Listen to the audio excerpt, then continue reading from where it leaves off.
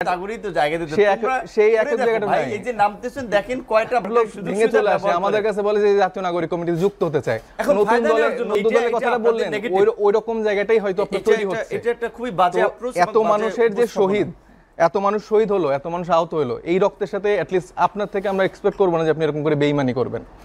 এবং আপনি আরো আমরা সাপোর্ট দেব না, আমরা তো কোনো আকাম কুকাম করছি না। আপনি ছাত্ররা বিজেএমির সভাপতি সেক্রেটারিদের সাথে বসে তারা আওয়ামী লীগের ব্যবসায়ীদের শেল্টার দিতে যাবে, বিচারপতি বানাবে, সচিব বানাবে, এই সমস্ত কাজকর্মে আমরা সাপোর্ট দেব। কারা বসছে এটা আপনি প্রমাণ সহ দিবেন, এগুলোর বিপক্ষে ব্যবস্থা নেওয়া হবে। বিজেএমির লোকদের সাথে কারা মিটিং করেছে অবশ্যই ব্যবস্থা নেওয়া হবে। আপনাদের বিরুদ্ধে অনেক অভিযোগ আসছে।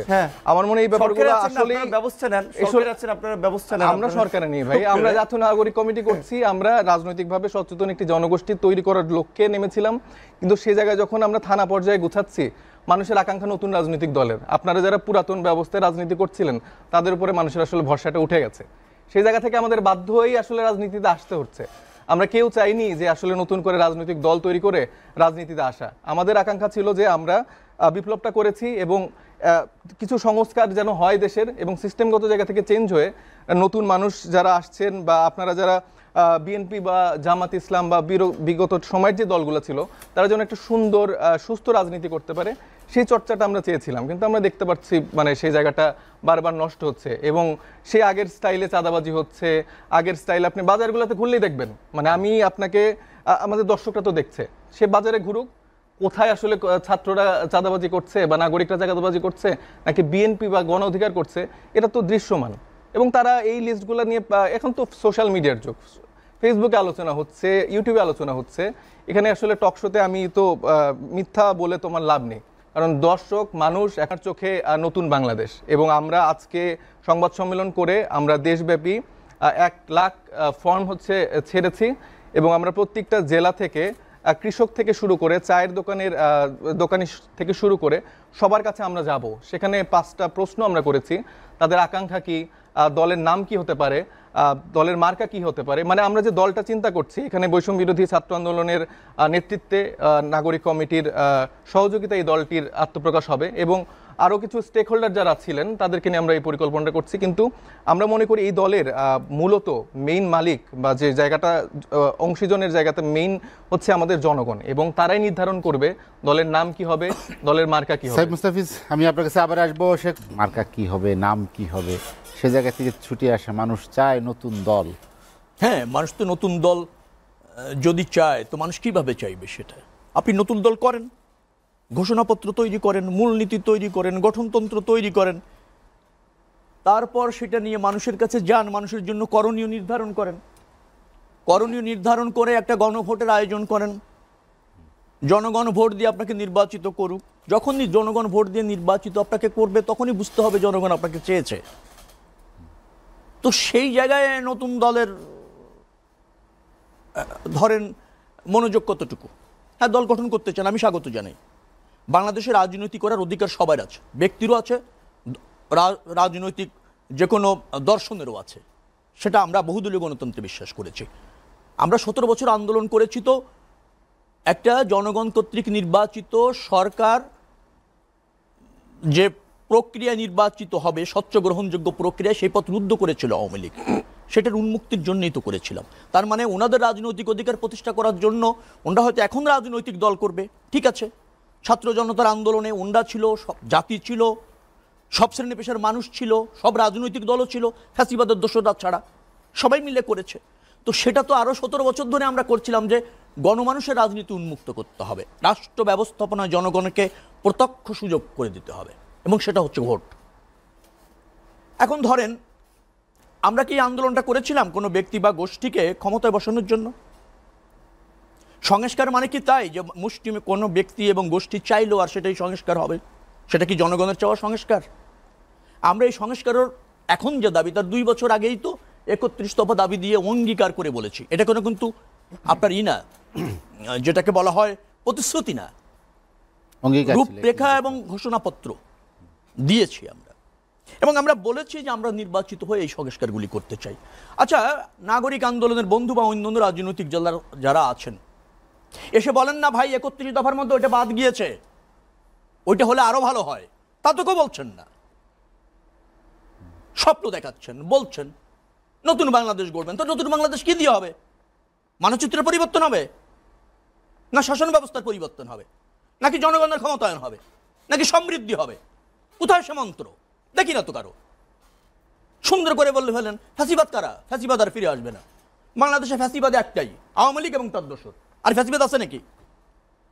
তো ফ্যাসিবাদ যদি আটকাতে হয় তাহলে আওয়ামী লীগ এবং তার দোসরদের রাজনীতি আপনার হয় নিষিদ্ধ, অথবা ধরেন বাংলাদেশের জনগণের বর্জন, একটা ট্রায়ালের মাধ্যমে সেটা সিলেক্ট হবে।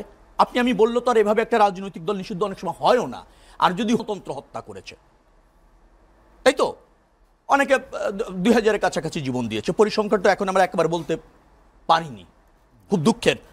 যদি এরকম বলতে পারতাম যে 1000, আমি নিজে ঢাকা মহানগর দক্ষিণের প্রধান সমন্বয়কারী ছিলাম এই আন্দোলনের।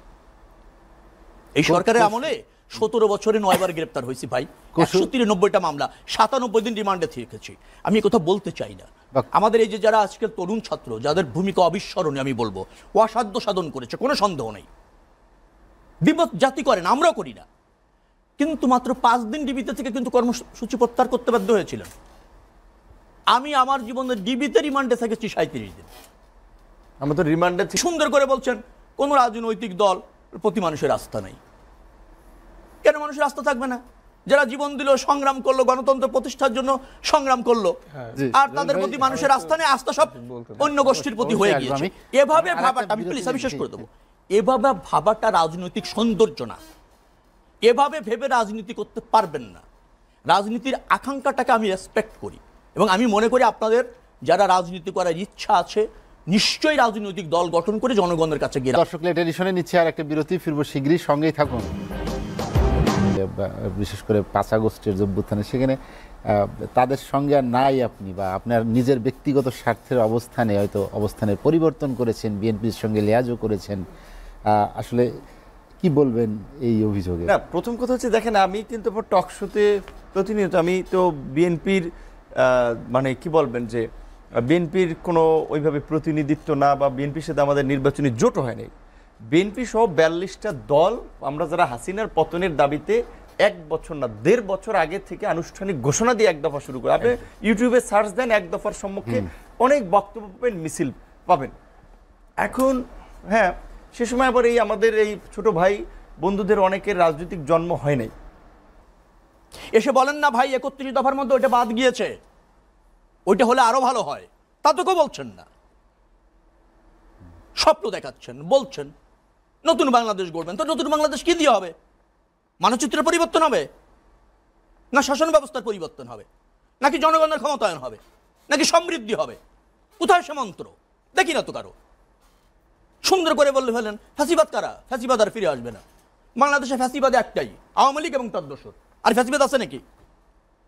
তো ফ্যাসিবাদ যদি আটকাতে হয় তাহলে আওয়ামী লীগ এবং তার দোসরদের রাজনীতি আপনার হয় নিষিদ্ধ, অথবা ধরেন বাংলাদেশের জনগণের বর্জন, একটা ট্রায়ালের মাধ্যমে সেটা সিলেক্ট হবে। আপনি আমি বললো তো আর এভাবে একটা রাজনৈতিক দল নিষিদ্ধ অনেক সময় হয়ও না। আর যদি স্বতন্ত্র হত্যা করেছে, তাই তো অনেকে 2000-এর কাছাকাছি জীবন দিয়েছে, পরিসংখ্যানটা এখন আমরা একবার বলতে পারিনি, খুব দুঃখের। যদি এরকম বলতে পারতাম যে 1000, আমি নিজে ঢাকা মহানগর দক্ষিণের প্রধান সমন্বয়কারী ছিলাম এই আন্দোলনের। এই সরকারের আমলে 17 বছরে 9 বার গ্রেপ্তার হয়েছি ভাই, 193টা মামলা, 97 দিন রিমান্ডে থেকেছি। আমি কথা বলতে চাই না। আমাদের এই যে যারা আজকের তরুণ ছাত্র, যাদের ভূমিকা অবিস্মরণীয়, আমি বলবো অসাধ্য সাধন করেছে, কোনো সন্দেহ নেই। বিপদ জাতি করেন, আমরাও করি না, কিন্তু মাত্র 5 দিন ডিবিতে থেকে কিন্তু কর্মসূচি প্রত্যাহার করতে বাধ্য হয়েছিলেন। আমি আমার জীবনে ডিবিতে রিমান্ডে থেকেছি 37 দিন। আমরা তো রিমান্ডে। সুন্দর করে বলছেন কোন রাজনৈতিক দল প্রতি মানুষের আস্থা নাই। কেন মানুষের আস্থা থাকবে না? যারা জীবন দিল, সংগ্রাম করলো, গণতন্ত্র প্রতিষ্ঠার জন্য সংগ্রাম করলো, আর তাদের প্রতি মানুষের